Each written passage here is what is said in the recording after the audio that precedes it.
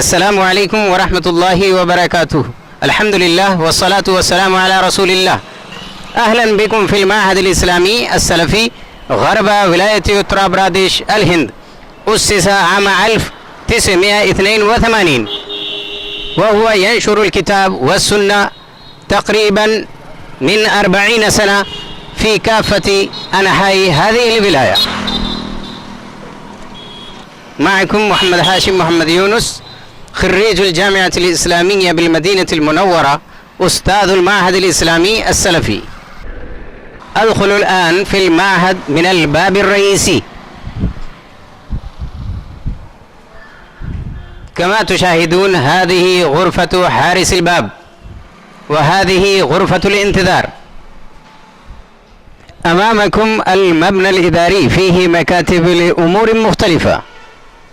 ها هو جامع المعهد الإسلامي السلفي الشامخ. هذا مبنى الفصول الدراسية للمعهد الإسلامي السلفي. هؤلاء طلاب الفصل الأول من العالمية. هؤلاء طلاب الفصل الثاني من العالمية. السلام عليكم ورحمة الله وبركاته. الآن ندخل في هذا الفصل. هؤلاء طلاب الصف الأول من الثانوية.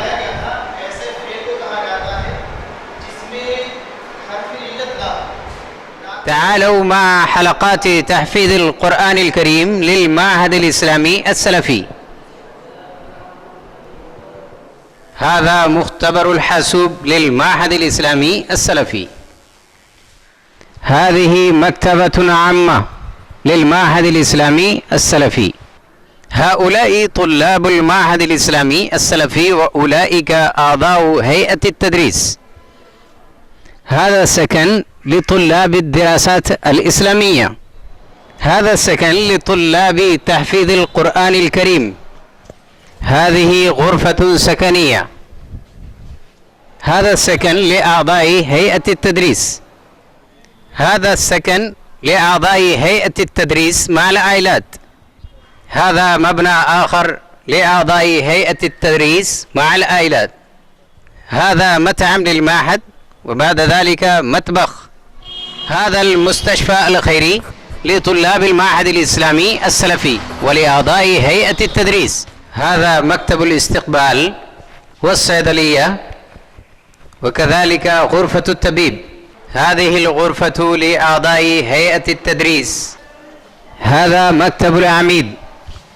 السلام عليكم ورحمة الله وبركاته. وعليكم السلام ورحمة الله وبركاته. أشكر جميع المشاهدين، وأنا عميد هذا المعهد الإسلامي السلفي بمدينة رشا بریلی بولاية उत्तर प्रदेश الهند. وهذا فناء واسع للمعهد الإسلامي السلفي.